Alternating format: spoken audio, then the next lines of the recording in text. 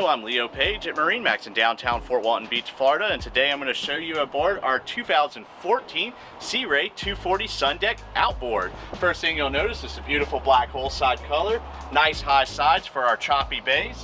As we come around to the transom of this boat, you'll see nice swim platforms with integrated storage and a 300 horsepower Mercury engine, so this boat will be quite the performer. This vessel's already bottom painted and ready to be left in the water, or it does come with a trailer for convenience on land.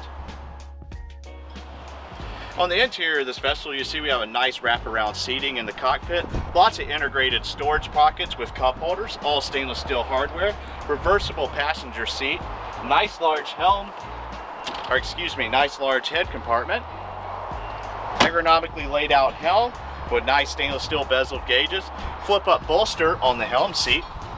As we come bow, you'll see how the beam of this vessel is carried forward, giving us a nice big bow seating area with plenty of room for a full grown man to have a seat with flip down armrest. Come by MarineMax in downtown Fort Walton Beach, Florida today and ask for Leo Page to see the Gulf Coast's largest selection of new and pre-owned boats, or call me directly at 407-394-7623.